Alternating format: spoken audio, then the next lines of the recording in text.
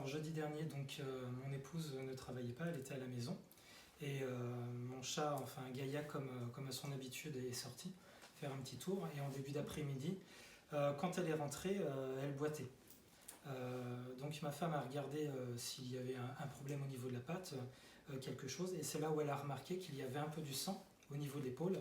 Et quand elle a regardé un peu plus attentivement, il y avait effectivement non seulement un trou, mais du sang séché par-dessus. Donc là, elle a un peu paniqué et aussitôt elle est partie voir le vétérinaire. Donc elle a pris rendez-vous au niveau du vétérinaire de la Couronne, à 1001 pattes. Et c'est là que le vétérinaire qui était présent l'a ausculté et a remarqué qu'il y avait effectivement un impact, vraiment un trou important, et que c'était certainement dû à l'impact d'un plomb. Donc ils l'ont opéré, ils ont regardé et effectivement ils ont bien retrouvé un plomb. Donc il y a des morceaux.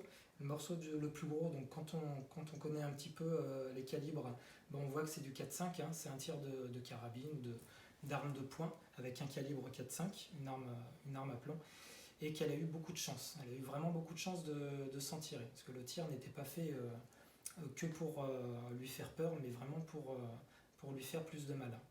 Comme c'était pas la première fois qu'il y avait des actes comme ça, sachant que les premiers c'était surtout l'empoisonnement l'année dernière de notre chat Hadès, et il y a 3 mois un chat qui a été retrouvé chez notre voisin empoisonné, qui s'en est heureusement et miraculeusement sorti.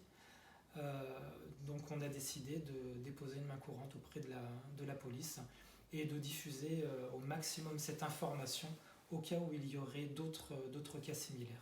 Et quand vous êtes arrivé ici il y a 5 ans, 5 ans, vous aviez aussi 2 autres chats qui s'appelaient Artemis et Athéna. Et que sont devenus ces 2 chats? Eh bien, elles ont disparu du jour au lendemain à 1 an d'intervalle, environ 1 an d'intervalle. Mais c'était des chats fugueuses ou... Pas du tout, pas du tout. C'était des chats qui étaient très très proches de nous, qui revenaient systématiquement. Elles allaient juste se promener la journée et le soir, de toute façon, elles rentraient systématiquement. Jamais elles ne sont restées dehors.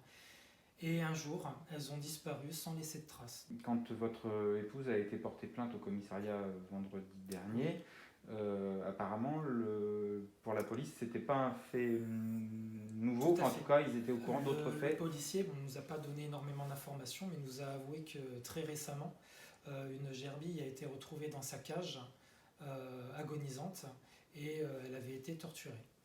Nous, on souhaite déménager, quitter le quartier, voilà, pour protéger nos animaux. Et quelqu'un qui peut tirer sur un animal, on ne sait jamais jusqu'où ça peut aller, bien sûr.